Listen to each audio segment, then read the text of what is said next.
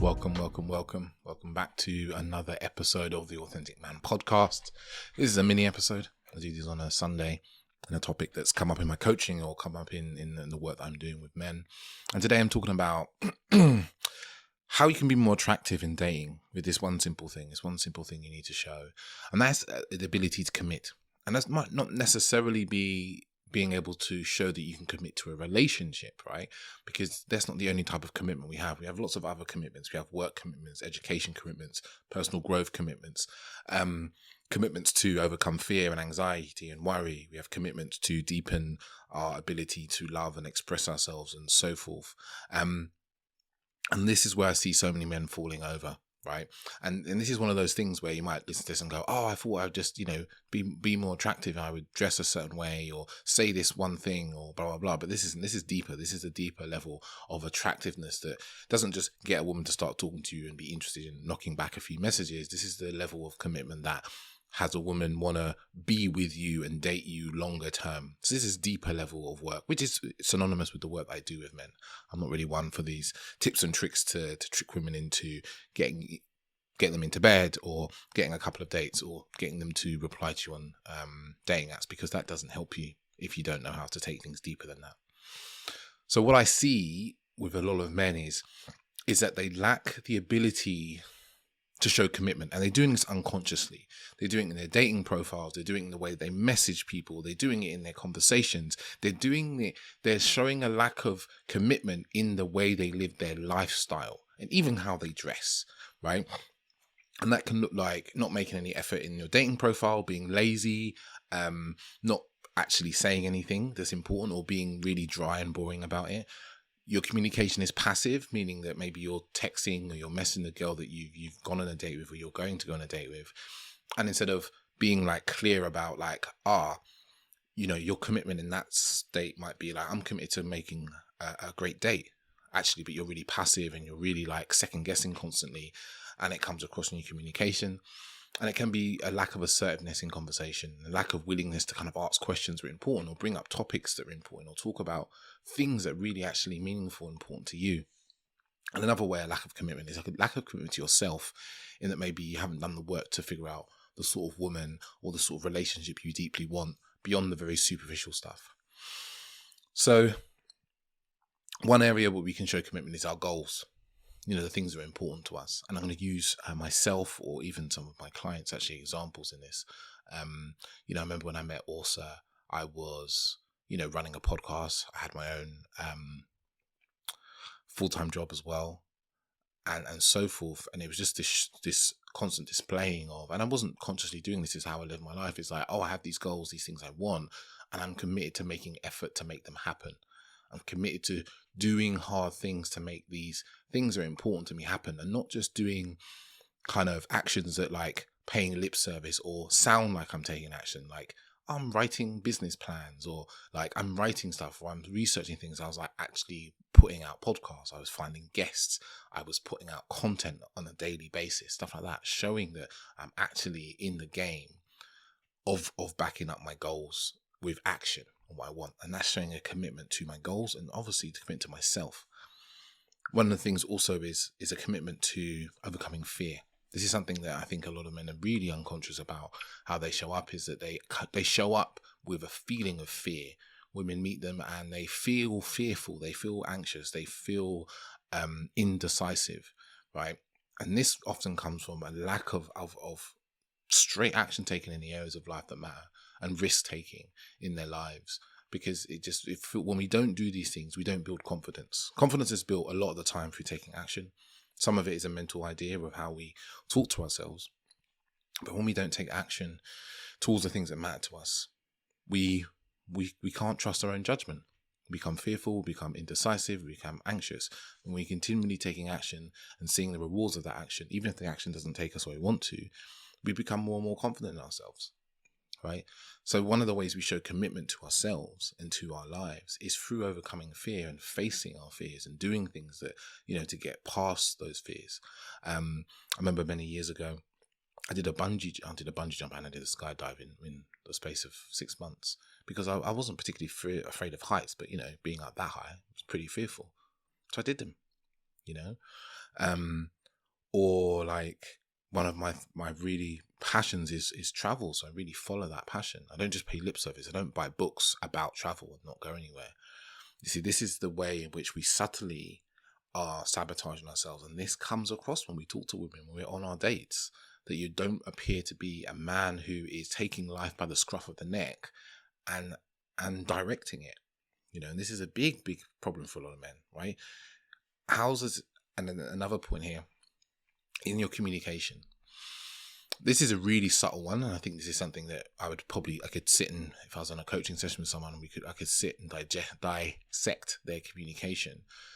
Is this lack of commitment to saying the thing you want to say or having the conversation you want to say, because you're so afraid of like upsetting somebody or saying the wrong thing or asking a question that's offensive.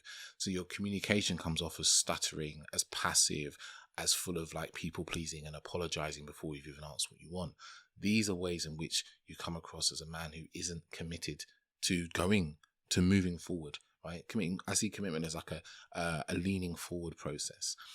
So when we are communicating, we're always not even just stuttering. I mean, when it's like you start asking a question and you start apologizing for the question, and then you backtrack on the question before you even asked it, or you're sitting there on a date or with a woman and you're overthinking so much about what you want to say, you're not actually speaking. These are the things that make you seem like a man who's not really committed to what he's after. Or because in part of commitment is also failure. So if you're so afraid of failure, it's very hard to commit to something if you're really just afraid of failing at it. You have to be willing to fail to be committed. It's a really important point in all aspects of relationship or work or whatever. Another one is career. What's your career? What is the thing you really want to do, and how are you really going after that? I know this is a really traditional way, and we look at men and saying they're masculine because they're in a career that they love and they're doing well at. But it also shows something like a willingness to commit through difficult times. Maybe my early career as a tester, I remember not necessarily taking the jobs that earned me the most money, but taking the job that would get me the most experience. That's the level of career commitment. Or I changed careers to come into coaching, for instance, right? Because this is something I really believe and see how it transforms people's lives. So I was really committed to that process of making the world a better place. And I was willing to take certain sacrifices for it. Whereas I see, a lot of my clients come in and they're just in careers they really hate. They can't talk well of it.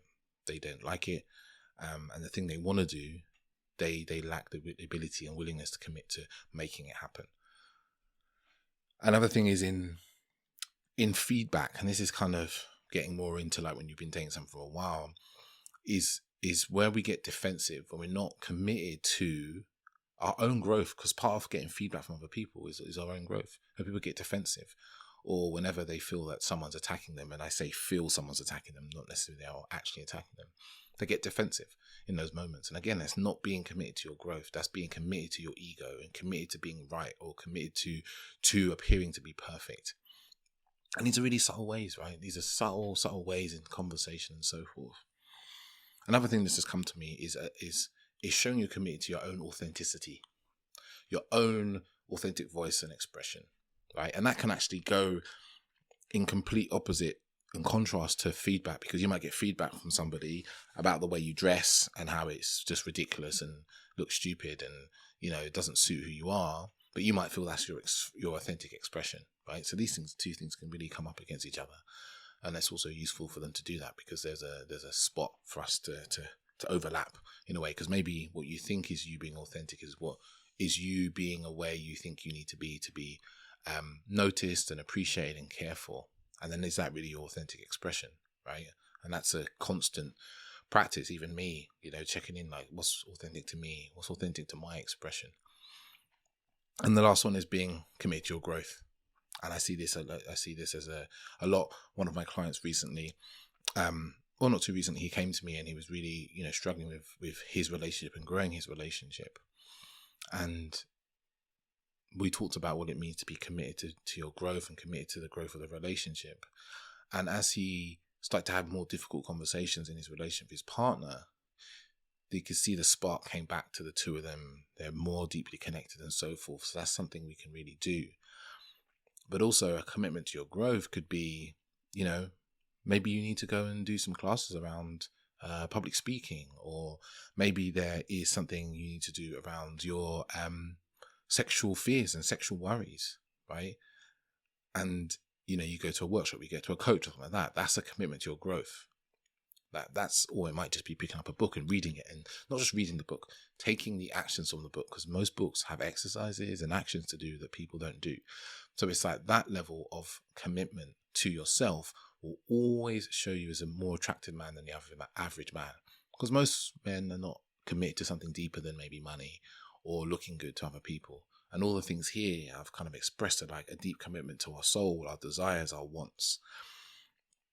So I'm going to cut it there. But if this was useful to you, I'm running a men's dating accelerator, and this really is helping men across the board in terms of whether that be your dating life is mainly online. There's going to be a whole masterclass about online dating. There's going to be a class that I'm running about overcoming fear and overcoming anxiety and beating this overthinking that a lot of us feel. There's going to be some stuff about lifestyle and creating a lifestyle where you are meeting women on the daily, as I like to say. There's going to be some bits in there, a lot about communication and emotional expression, and why those things are so important. Why is it that how we express ourselves is probably the single most important thing in your dating life? And I say that again, it's the single most important thing in your dating life, how you express yourself in the different ways that expression can be received and done by somebody. So if you're interested in this, you can go over to my website. I've got the link below, actually. The link is going to be in the show notes for you to get in that. That's running in January and February. From January the 22nd to February the 19th. It's 5 90-minute sessions. The price currently is $225, and it's a bargain, really, because you're going to get all that time. There'll be Q&A sessions inside of there as well, where you get time to be kind of hot seat coached on a problem that you're dealing with me, and it's an absolute bargain. It's a Christmas gift to my community, basically, and there's plenty of men that have already signed up, so it's going to be a wonderful, wonderful little mini course. So if that's interesting to you, head over to my site and pick that up. But without further ado, I'll let you get on with the rest of your days.